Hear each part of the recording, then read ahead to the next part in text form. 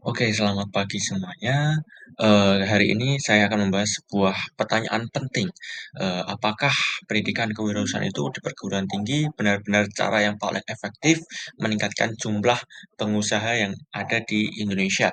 Nah, faktanya per Oktober 2024 kemarin rasio dari wirausaha kita hanya 3,35% dari angkatan kerja. Padahal kita tahu bahwasanya program kewirausahaan di kampus itu semakin banyak. Nah, mengapa angka ini tetap rendah? Mari kita bahas satu persatu. Oke, kita mulai dari latar belakang terlebih dahulu. Nah, dari data Kemendikbud menunjukkan bahwasanya 69,1% mahasiswa itu menyatakan minat untuk menjadi wirausahawan. Nah, tapi kenyataannya hanya sebagian kecil yang benar-benar terjun membuka usaha, yang artinya ada kesenjangan besar antara teori dan juga minat di kampus dengan realita di dunia usaha. Oke, kita lanjut di data dan juga fakta pendukungnya. Nah, dari data rasio kewirausahaan Indonesia hanya sekitar 3,57%, jauh tertinggal dari Malaysia dan juga Singapura. Di Malaysia sekitar 4 sampai 8%, sedangkan di Singapura sudah mencapai 8% untuk rasio kewirausahaannya.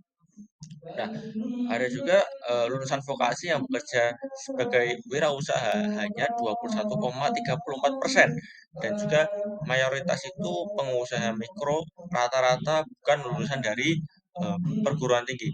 Nah, ini membuktikan bahwasannya pendidikan tinggi itu belum otomatis melahirkan lebih banyak pengusaha. Lalu menurut pandangan para ahli dan juga ekosistem dari David Gibb itu menegaskan bahwasanya pendidikan formal itu seringkali selalu teoritis dan tidak berbasis pada pengalaman yang nyata. Nah, sedangkan di Global Entrepreneurship Monitor itu menekankan juga bahwasanya ekosistem seperti akses modal, mentor dan juga regulasi itu lebih berpengaruh dibandingkan dengan sekedar mata kuliah dari kewirausahaan. Bahkan juga di data BPS itu menunjukkan bahwasanya mayoritas pengusaha di Indonesia itu berasal dari kelompok usia yang lebih tua, bukan mahasiswa yang baru lulus. Kemudian selanjutnya ada faktor alternatif yang lebih efektif. Nah, kalau begitu apa yang lebih efektif? Nah, saya sudah mengelompokkannya menjadi tiga. Yang pertama itu akses ke pendanaan dan juga regulasi yang ramah usaha. Yang kedua itu pengalaman nyata lewat magang di startup, inkubator, dan juga komunitas dari bisnis itu sendiri. Dan ketiga, itu ada pemanfaat teknologi digital untuk membuka pasar. Sebagai contohnya kita tahu bahwasanya program Wirausaha Merdeka yang sudah ada itu melibatkan lebih dari 11.000 mahasiswa.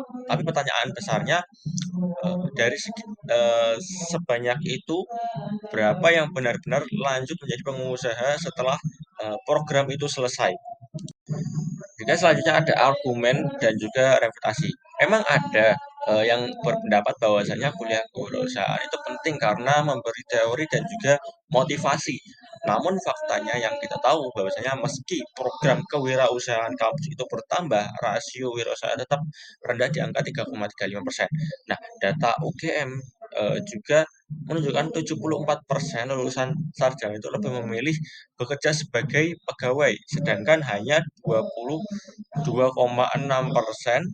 yang terjun ke wirausaha. Jadi teori tanpa ekosistem nyata itu tidak hanya cukup, jadi harus dibarengi dengan teori dan juga ekosistem yang memadai.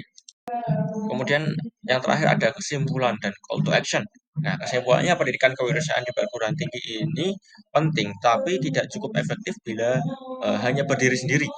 Nah, universitas itu sebaiknya menjadi fasilitator ekosistem, dan pemerintah perlu mendukung lewat regulasi dan juga akses dari investor, dan swasta itu bisa berperan lewat mentoring serta inkubator dari bisnis itu sendiri. Nah, BPS juga mencatatkan bahwasanya wirausaha pemuda Indonesia itu baru sekitar 19%. Nah, angka ini bisa naik jika ada ekosistem yang nyata yang mendukung. Nah, jadi ledakan dan juga jumlah pengusaha di Indonesia tidak akan lahir dari kelas kewirausahaan saja, tapi dari ekosistem yang mendorong dari aksi yang nyata. Baik, mungkin cukup sekian dari presentasi saya. Terima kasih telah mendengarkan, kurang lebihnya mohon maaf dan selamat pagi semua.